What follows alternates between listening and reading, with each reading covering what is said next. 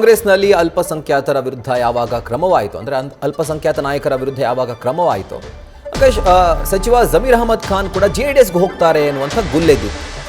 So ಇದಕ್ಕೆ ಸಂಬಂಧಪಟ್ಟಂತೆ ಅವರ ಸ್ನೇಹಿತರು ಆಗಿರುವಂಥ ಮಾಗಡಿ ಶಾಸಕ ಬಾಲಕೃಷ್ಣ ಅವರು ರಿಯಾಕ್ಟ್ ಮಾಡಿದ್ದಾರೆ. ಯಾವುದೇ ಕಾರಣಕ್ಕೂ ಜಮೀರಣ್ಣ ಜೆಡಿಎಸ್ಗೆ ಹೋಗಲ್ಲ, ಜೆಡಿಎಸ್ನಿಂದ ಕಾಂಗ್ರೆಸ್ಗೆ ನಮ್ಮನ್ನು ಕರ್ಕೊಂಡು ಬಂದಿದ್ದೇ ಅವರು ಅಕಸ್ಮಾತ್ ವಾಪಸ್ ಹೋಗಬೇಕಾದ್ರೆ ನಮ್ಮನ್ನು ಕರ್ಕೊಂಡು ಹೋಗಬೇಕು, ಒಬ್ಬರೇ ಹೋಗೋಕೆ ಬಿಡೋಕ್ಕಾಗುತ್ತಾ ಅಂತ ಅವರು ಪ್ರಶ್ನೆ ಮಾಡಿದ್ದಾರೆ.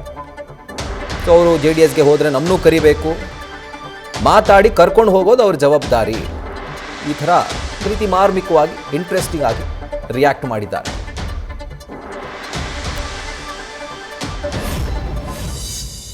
ನಮ್ಗೇನೋ ಹೇಳಿಲ್ಲ ಅವನು ಹೋಗ್ತೀನಿ ಅಂತ.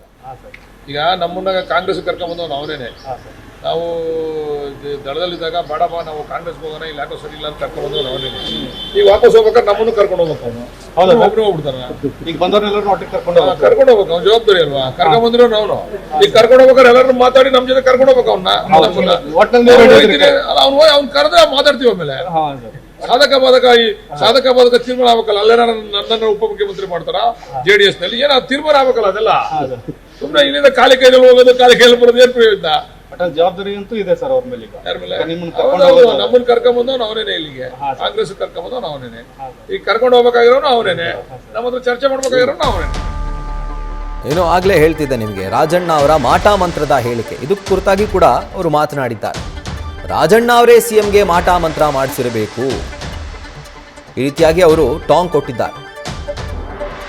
ರಾಜಣ್ಣ ಅವರೇ ಸಿಎಂ ಜೊತೆ ಇರ್ತಾರೆ, ಅಷ್ಟು ಧೈರ್ಯ ಇರೋರು ಮಾಟ ಮಂತ್ರ ಮಾಡಿ ಯಾರದ್ದೋ ಬಾಯಿ ಮುಚ್ಚೋಕ್ಕಾಗಲ್ಲ, ಮಾಟ ಮಂತ್ರ ಮಾಡಿಸೋರ ಕುಟುಂಬ ಸರ್ವನಾಶ ಆಗುತ್ತೆ, ಅಷ್ಟು ಮೂರ್ಖತನಕ್ಕೆ ಯಾರೂ ಹೋಗಲ್ಲ ಅಂತ ಮಾಗಡಿ ಶಾಸಕ ಎಚ್ ಸಿ ಬಾಲಕೃಷ್ಣ ಮಾಜಿ ಸಚಿವ KN ರಾಜಣ್ಣ ಅವರ ಹೇಳಿಕೆಗೆ ತಿರುಗೇಟು ಕೊಟ್ಟಿದ್ದಾರೆ.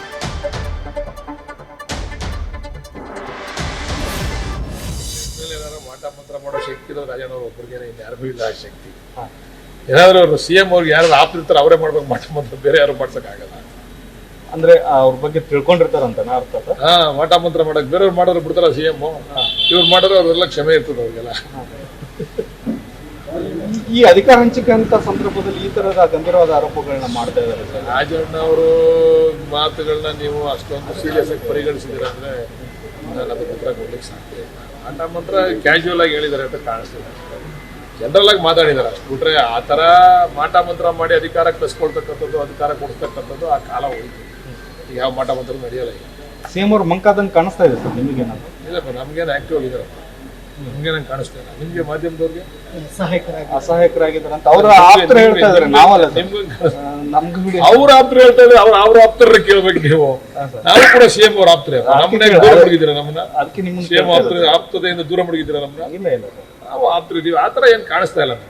ಆಕ್ಟಿವ್ ಆಗಿದ್ದಾರೆ, ಸಹಜ ಸಹಜ.